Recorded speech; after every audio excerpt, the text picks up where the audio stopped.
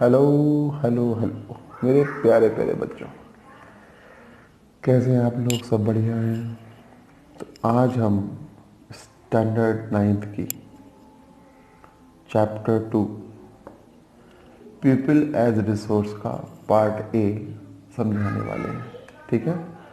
और इस पार्ट के अंदर हम क्या समझेंगे, जैसा कि टाइटल ही लिखा है पीपल एज रिसोर्स। तो सर इसका मतलब क्या हुआ? क्या होता है बेटा कि वो लोग जो अपनी नॉलेज और अपनी स्किल्स को यूज़ करते हैं और फिर डेवलपमेंट करते हैं, जो अर्निंग्स करते हैं, जो लोग की बात कर रहा हूँ, तो वो लोग रिसोर्स माने गए किसी भी नेशन के लिए। रिसोर्स का मतलब होता है संसाधन। जैसे आप घर में अपनी मदर हमें खाना कब बना के देंगी? जब उनके पास क्या होगा? रिसोर्स होगा। तो कहने का मतलब ये है कि peoples with skills and knowledge who can do some productive work, people people with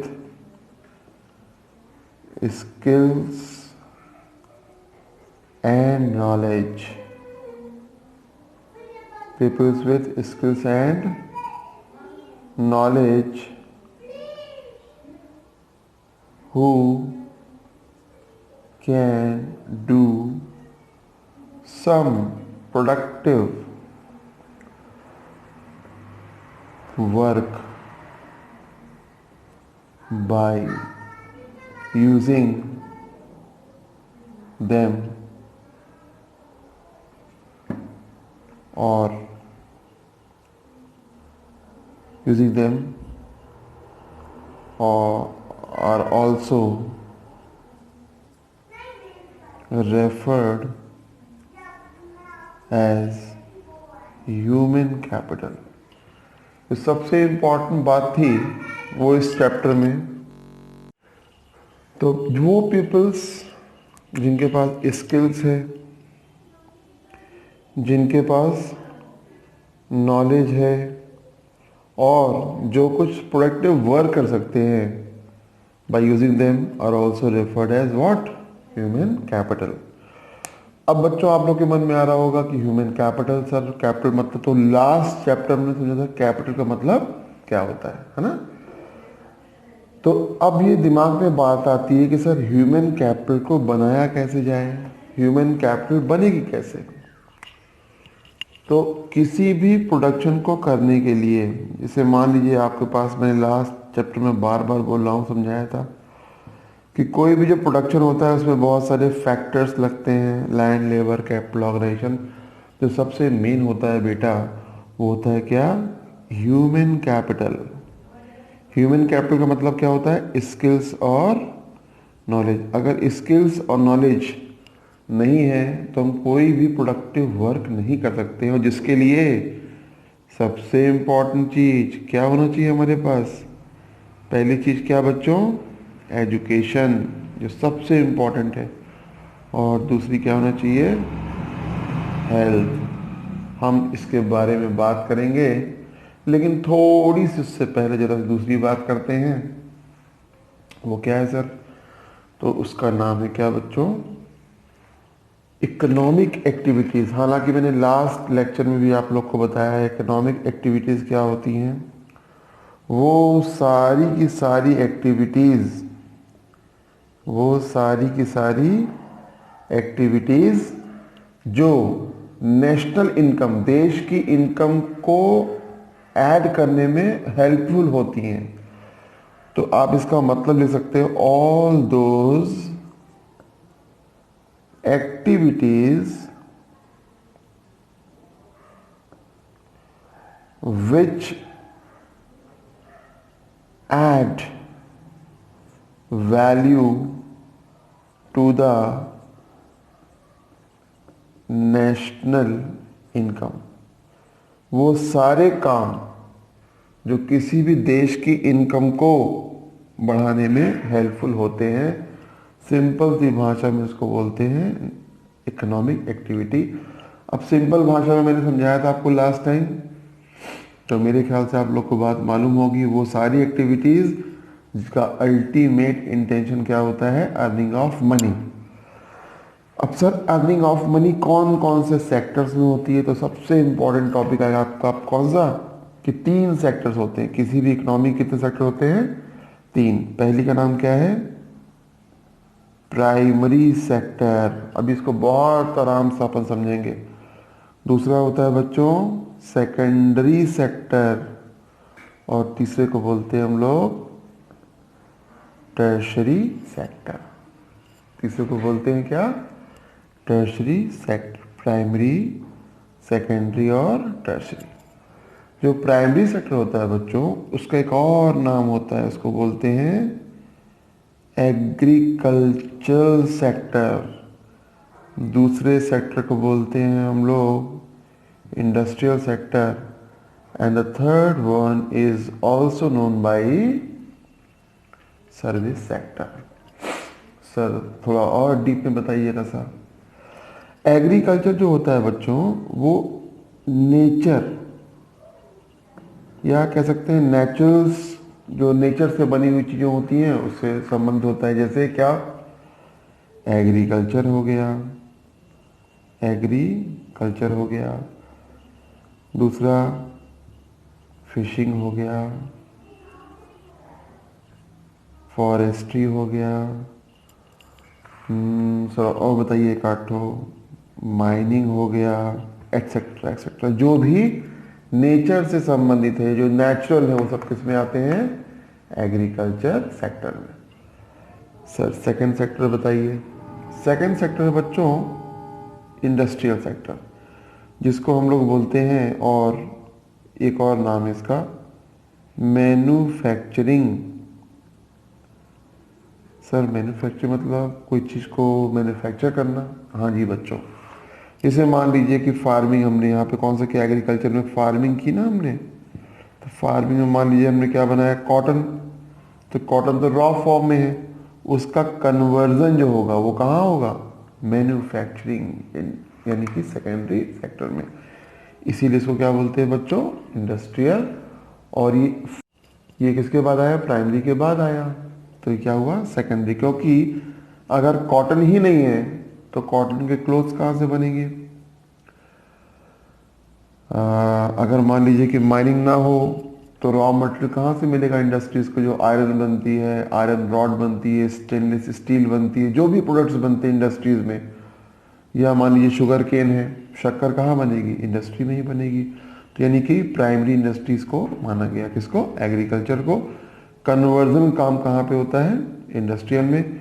अब उसके बाद हमारा आता है कौन सा बच्चों, थर्ड नंबर टर्शरी। जैसे जो बिजनेस है, व्यापार है, इसको बोलते हैं ट्रेडिंग करना। एजुकेशन सेक्टर किस में आएगा, सर्विस प्रोवाइड होती है इसके अंदर। हेल्थ हो गया, टूरिज्म हो गया, टूरिज्म हो गया, ट्रांसपोर्टेशन हो गया, मैं शॉर्ट में लिख रहा हूँ, इंश्योरेंस हो गया, बैंकिंग हो गया। ये सब बच्चों किस में आएगा, बात समझ में आ रही, थोड़ा शॉर्ट में लिखा है, समझ जाना। क्या लिखा है, ट्रेडिंग हो गई यानी व्यापार हो गया, एजुकेशन हो गया, हेल्थ हो गया, टूरिज्म हो गया, ट्रांसपोर्टेशन हो गया, इंश्योरेंस हो गया, बैंकिंग हो गया, वेयर हाउसिंग हो गया। बहुत सारे सेक्टर्स, एटसेट्रा एटसेट्रा एटसेट्रा, जो कोई गुड्स नहीं देते आपको, बस सिर्फ क्या देते हैं आप लोग को, सर्विस। इसका मतलब क्या हुआ सर, जैसे मान लीजिए कि आपको किसी एक जगह से दूसरी जगह जाके बैठ कर कहीं जाना हो, तो आप ऑटो या टैक्सी करते हो ना, तो क्या आपको वो ऑटो अपनी दे देता है क्या, नहीं ना। वो तो आपको एक स्पॉट से दूसरी स्पॉट पे ले जा करके छोड़ देता है, तो आपको सर्विस देता है। तो इसीलिए उसको बोला गया है बच्चों क्या, सर्विस सेक्टर। अब इन्हीं सारी एक्टिविटीज़ को अगर हम और बाइफरकेट करें तो हमारे पास 2 चीज़ें आती हैं। एक होती है बेटा मार्केट एक्टिविटी, मार्केट एक्टिविटी, और एक होती है non market activities. Market activities बेटा वही है जो add value to national income, जिससे देश की इनकम बढ़ती हो, add value to national income, पहला ये पॉइंट हो गया। दूसरा, मार्केट एक्टिविटी वो होती हैं जिनका अल्टीमेट इंटेंशन जो होता है बच्चों को क्या होता है, प्रॉफिट अर्निंग, कैसे भी करके क्या अर्न करना है हमको, प्रॉफिट अर्न करना है। इसमें बहुत सारे एग्जाम्पल हैं, आप लोग को बता ही चुका हूँ पहले भी इकोनॉमिक में। फार्मिंग हो गया, गवर्नमेंट के जॉब हो गए, फैक्ट्री में जो वर्कर्स हैं वो हो गया, या मान लो कि आपने पेट्रोल पंप खोल के अपना बैठ गए आराम से और पैसा आ रहा है। तो ये सारी एक्टिविटी कौन सी है, मार्केट एक्टिविटी, क्योंकि आप ये सब काम किसके लिए करते हो, अर्निंग ऑफ मनी के लिए करते हो। वहीं दूसरी तरफ जो नॉन इकोनॉमिक एक्टिविटी हैं वो कैसी होती हैं बच्चों, ये सारी एक्टिविटी जो होती हैं it does not add value to national income, ये कभी भी नेशनल इनकम में कोई वैल्यू ऐड नहीं करती हैं। और ये सब एक्टिविटी करते हैं हम किसके लिए, सेल्फ प्लेजर के लिए, खुद की खुशी के लिए। खुद की खुशी का मतलब सर, जैसे मान लीजिए कि मैंने ट्यूशन पढ़ाया, मैं टीचर हूँ एज ए प्रोफेशन, मैंने किसी और बच्चे को ट्यूशन पढ़ाया तो मुझे उससे फीस मिली, तो वो एक मार्केट या इकोनॉमिक एक्टिविटी है। लेकिन मैं अपने घर में अपने बच्चे को पढ़ाऊँगा तो उससे तो फीस लूँगा नहीं। या फिर मैं क्रिकेट खेल रहा हूँ मान लो अपने लिए, खुद के लिए, तो क्या कोई मुझे फीस मिलेगी उसकी, नहीं। लेकिन विराट कोहली खेलेगा तो उसको एक मैच की फीस मिलती है। किसी भी प्लेयर का नाम ले सकते हो आप। तो कहने का मतलब सेल्फ प्लेजर के लिए या सेल्फ कंजम्पशन के लिए जो की जाती है, जिसका इंटेंशन अर्निंग ऑफ मनी नहीं है और इसके बदले में हमें कोई पेमेंट भी नहीं मिलती है। हम ये काम करते हैं मगर कोई पेमेंट हमको नहीं मिलती है। एग्जाम्पल में आप बोल सकते हो अपनी मम्मा का एग्जाम्पल, अगर वो हाउस वाइफ है तो वो काम तो कर रही हैं लेकिन वो कौन सा है, उसके बदले में कोई उनको रेमुनेशन नहीं मिलता। लेकिन हाँ, वही काम अगर कोई मेड करेगी तो हम उसको पे करते हैं कि नहीं करते हैं। तो ये सारे एग्जाम्पल्स हुए किसके, मार्केट और नॉन मार्केट इकोनॉमिक एक्टिविटीज़ के। तो इतनी बात समझ में आई बच्चों सबको। चलिए, तो अब अगली बात करेंगे बच्चों हम कौन सी, क्वालिटी ऑफ द पीपल की। What is the meaning of quality of the people. आप किसी भी व्यक्ति की, आप तो बस ये बताओ कि क्वालिटी ऑफ लाइफ आप कैसे डिफाइन करते हो, किस बेसिस पे। तो उसका एक पॉइंट जो मैंने अभी बात की थी कि अभी बात करेंगे आगे चल के, तो वो बात आ गई किसका, एक पॉइंट क्या है, एजुकेशन, और दूसरा है बच्चों क्या, हेल्थ। ये सबसे इम्पोर्टेंट चीज़ है इस पॉइंट, इस चैप्टर की, एजुकेशन और एक क्या है, हेल्थ। मान लीजिए कि कोई एक्स बंदा है, ये कोई एक्स व्यक्ति है, मान लेते हैं इसे, और ये कौन, जेड व्यक्ति है, जेड पर्सन है। अब मान लीजिए इसने क्या किया है, फर्स्ट टू 10th भी पढ़ा है, 12th भी पढ़ा है, फिर इसने कोई बैचलर डिग्री भी ली है, फिर इसने मास्टर डिग्री भी ली है, और ये आज हाईली एजुकेटेड है। और एक बंदा है जो सिर्फ 8th क्लास तक पढ़ा, उसके बाद उसका मन नहीं लगा, उसके बाद वो कोई पढ़ाई नहीं किया। बता सकते हो आज की डेट में अगर देखेंगे तो दोनों को जॉब अगर मिलती है या कोई काम करते हैं, समझदारी की बात होती है, तो दोनों में अवेयरनेस किसके पास ज़्यादा होगी, स्वाभाविक सी बात है, किसके पास होगी, इसके पास। क्यों, क्योंकि ये हाईली एजुकेटेड है, इसके पास बैचलर्स डिग्री भी है और मास्टर डिग्री भी है। लेकिन ये 8th पास या 8th फेल या कुछ भी कह लो। अब तुम लोग को बात समझ में आई बेटा कि मम्मी पापा क्यों बोलते हैं बेटा पढ़ लिया करो। तो ये कौन सी हो गई हमारी बात, एजुकेशन की, कि एजुकेशन होना क्या है, बहुत ज़रूरी है। आज आप देखते हो कितना कॉम्पिटिटिव एरा चल रहा है, और अगर नॉलेज नहीं है, अगर आपसे कुछ बनता नहीं है, पढ़े नहीं हो आप, तो आप कोई जॉब ऑफर नहीं होंगे या आप किसी भी फील्ड में आगे नहीं बढ़ पाओगे अगर क्या नहीं है, प्रॉपर एजुकेशन नहीं है। तो एजुकेशन के लिए गवर्नमेंट ने क्या क्या एफर्ट्स किए हैं, अब उसके बारे में बात कर लेते हैं कि what efforts are made by government. तो हम यहाँ पे टॉपिक लिख लेते हैं एजुकेशन के लिए गवर्नमेंट ने क्या एफर्ट्स किए हैं, एफर्ट्स बाई गवर्नमेंट के, हमारी गवर्नमेंट ने आखिर एजुकेशन के लिए क्या एफर्ट्स किए हैं। ठीक है, बहुत इंपॉर्टेंट क्वेश्चन है और हर साल ये आता ही आता है। तो सबसे पहला पॉइंट इसमें बच्चों में शॉर्ट में लिख रहा हूँ, बात को ध्यान से बस सुनना। तो सबसे पहले आता है इसमें क्या, सर्व शिक्षा, सर्व शिक्षा अभियान। और सर्व शिक्षा अभियान के अंदर जितने भी बच्चे थे, कितने, 6 to 14 ईयर्स के, उन सबको एजुकेशन देने की बात कही गई। ये पॉइंट नंबर 1 था। What will you right in this topic, that the efforts made by government in the field of education, the first point is Sarv Shiksha Abhiyan. In this abhiyan, or in this point, the children who are of 6 to 14 years are all free to go to schools and get their education.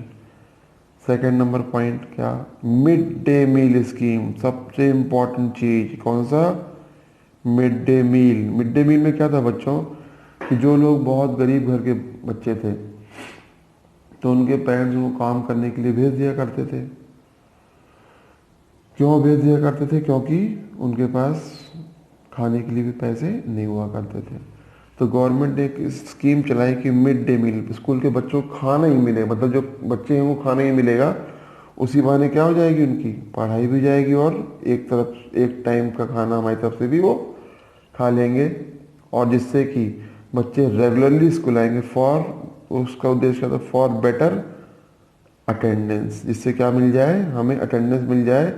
बच्चे पढ़ने के बहाने से ना आए एक बार मान लो, फिर भी तब भी खाना खाने के बहाने से तो आए ही, क्योंकि गरीब घर के बच्चे हुआ करते थे और ये गवर्नमेंट की स्कीम हुआ करती थी। नंबर 3 पॉइंट था, जो 11th 5th ईयर हमारे देश में पंचवर्षीय योजना चलती हैं, इसमें जो 11th 5 ईयर प्लान था, 11th 5 ईयर प्लान जो था बच्चों, उसमें गवर्नमेंट ने फोकस किया, किसके ऊपर फोकस किया, किसके ऊपर फोकस किया, हायर एजुकेशन के लिए। किसके लिए, हायर एजुकेशन के लिए उसमें फोकस किया, हायर एजुकेशन। मैं शॉर्ट में लिख रहा हूँ, आप लोग पॉइंट ध्यान रखना, हायर एजुकेशन। और इसलिए उन्होंने बहुत सारे क्या खोले, कॉलेज खोले, यूनिवर्सिटीज़ खोली, ताकि बहुत ज़्यादा लोग एजुकेट हो पाएँ और नए नए कोर्सेज भी लॉन्च किए। तो ये 3 पॉइंट समझ में आए सब बच्चों को। तो बच्चों पहला पॉइंट क्या था, सर्व शिक्षा अभियान, जिसमें 6 से 14 साल के बच्चों के लिए एजुकेशन थी, सब बच्चों के लिए। दूसरा था मिड डे मील, यानी कि इसको बोलते हैं दोपहर का खाना, और जिससे कि लोग बच्चे पढ़ने के लिए आए। और मिड डे मील किया इसलिए ताकि बच्चे पढ़ने ना आए, कम से कम खाने के बहाने से आए, कुछ तो उनको एजुकेशन मिलेगी मिलेगी।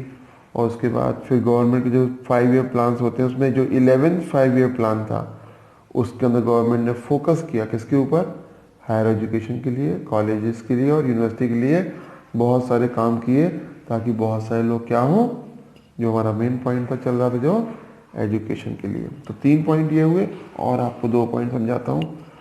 तो 4th नंबर पॉइंट में क्या था बच्चों, जो एक्सपेंसेस थे, गवर्नमेंट जो है ना हर साल एक्सपेंडिचर करती है किसके ऊपर, नेशन के डेवलपमेंट के लिए। तो जो उसमें एजुकेशन में पहले कम किया करती थी, एक्सपेंसेस ऑन एजुकेशन जो पहले था वो कितना था, मात्र पूरी इनकम का 0.64, मतलब ये होता है कि 100% इनकम है तो उसका 6.4 ही यूज़ किया करती थी, किसके लिए, एजुकेशन के लिए। कौन सी ईयर की बात कर रहा हूँ मैं अभी, है 51 52। और 1950 में ही हमारा फर्स्ट इकोनॉमिक 5 ईयर प्लान बना था, इसको इकोनॉमिक प्लानिंग कमीशन 51 में बैठे थे और उनके हेड थे कौन, जवाहरलाल नेहरू साहब। तो 51-52 में क्या था, 0.64% इनकम का ही स्पेंड करते थे।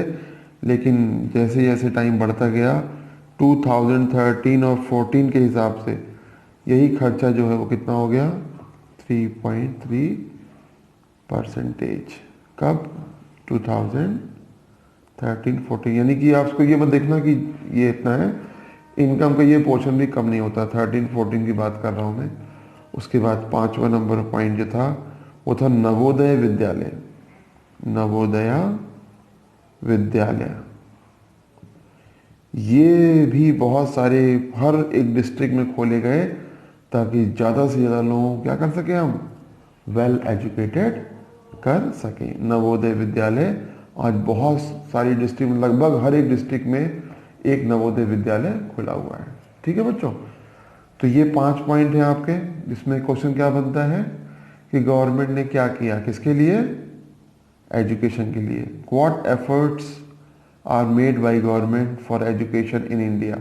तो पहला पॉइंट मैंने समझाया था आपको सर्व शिक्षा, दूसरा मिड डे मील, थर्ड बताया था 11th 5 ईयर प्लान में गवर्नमेंट ने मेन फोकस किया किसके ऊपर, स्कूल्स के एजुकेशन के ऊपर, और कॉलेज खोले, बहुत सारी यूनिवर्सिटीज़ खोली और नए नए कोर्स के साथ खोली ताकि ज़्यादा से ज़्यादा लोग क्या हो सकें, एजुकेटेड हो सकें, और आईटी वगैरह का। और थर्ड पॉइंट में एक चीज़ आप और नोट कर सकते हैं कि 18 to 13 ईयर्स के जो लोग थे उनको मेन प्रेफरेंस दिया गया था, या कह सकते हैं कि 18 से 23 ईयर्स के लोगों के लिए था वो हायर एजुकेशन।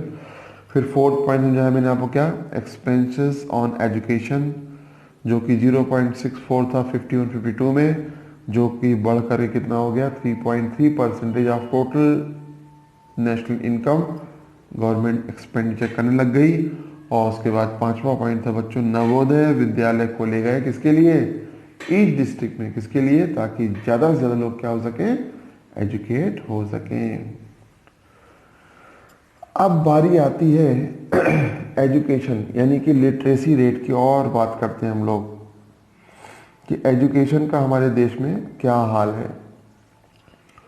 तो लिटरेसी रेट की अगर हम बात करें, लिटरेसी रेट का मतलब कि साक्षरता का जो दर था, लिटरेसी रेट जो था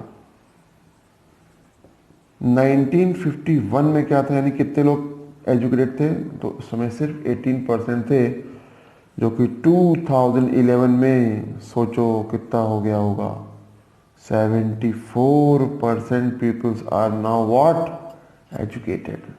इंडिया के पूरे लेवल की बात कर रहे हैं। अब इसके अंदर क्या है, बहुत सारी चीज़ें हैं इसमें लिखा है।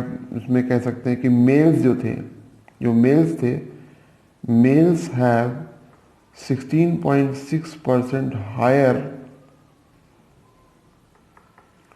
Literacy rate than females. इसमें जो अगर दोनों को अगर बाइफरकेट करते हैं और देखते हैं तो ये आता है कि 16.6 मेल जो ज़्यादा एजुकेट थे किससे, फीमेल से। और जो अगली बात थी वो क्या थी, अर्बन एरियाज में। कौन से एरिया में, अर्बन। दो तरह के होते हैं एरिया, एक होता है रूरल एरिया, गांव देहात पिछड़ा जो एरिया होता है उसको बोलते हैं रूरल। और अर्बन में क्या होता है बच्चों, तो शहरी जो क्षेत्र होते हैं, शहरी जो होते हैं, शहर डेवलप्ड एरिया होता है। तो अर्बन एरियाज के अंदर क्या हाल थे, urban areas have 16 point something something मान लो higher literacy rate than rural areas. तो कहने का मतलब कि जो अर्बन क्षेत्र थे, जो शहर के क्षेत्र थे, वहाँ का जो एजुकेशन का जो लिटरेसी जो का जो रेट था वो क्या था, हायर था, किसके कंपैरिजन में, जो रूरल एरियाज का था। ठीक है, अगर हम पूरे इंडिया में देखें और स्टेट वाइज बात करें, अगर हम स्टेट वाइज बात करते हैं तो लिटरेसी रेट जो है केरला का वो कितना आता है, केरला का कितना आता है बच्चों, 93%। और जबकि तो जो सबसे पिछड़ा है लिटरेसी रेट के मामले में वो कौन सा है बच्चों, बिहार, ओनली 63.1%। तो ये सब बात किसकी थी बच्चों, एजुकेशन की बात थी। एक बार और देख लो अच्छे से, जो सबसे हाईएस्ट रेट है किसका है, वो केरला का। और जो लोवेस्ट लिटरेसी रेट है वो कहाँ का है, बिहार का। लेकिन मुझे एक पॉइंट यहाँ पे और दिखता है, जो फर्स्ट प्लेस है आज भी इंडिया के अंदर एजुकेशन के मामले में, मालूम कौन सी है वो, बताऊं, रेडी, त्रिपुरा। जो त्रिपुरा है सबसे हाईली एजुकेटेड रेट है वहाँ का, वहाँ का रेट कितना है 94%। ये आपको बूस्टअप करने को समझाया है, बाकी बुक्स में तो लिखा है केरला के बारे में, तो खैर देख लेना। अब अगला टॉपिक होगा हमारा किस संबंधित, हेल्थ से संबंधित, और बातें फिर हम उसके बाद में करेंगे। तो अभी आप लोग के लिए सिर्फ इतना ही है, नेक्स्ट वीडियो में बहुत जल्दी मिलेंगे। किसी भी बच्चे को कोई भी प्रॉब्लम हो तो फोन उठाओ, सीधे घुमाओ, क्या 112 और किससे बात करना है, हमसे, मनीष सर से, ठीक है। तो आपको कोई डाउट हो, प्रॉब्लम हो तो आप मुझसे बेझिझक पूछ सकते हो बच्चों। तो बहुत जल्दी आपको नेक्स्ट वीडियो मिल जाएगा। थैंक यू बच्चों for watching video, thank you so much. अच्छा लगे तो लाइक जरूर करना प्लीज़। बाय।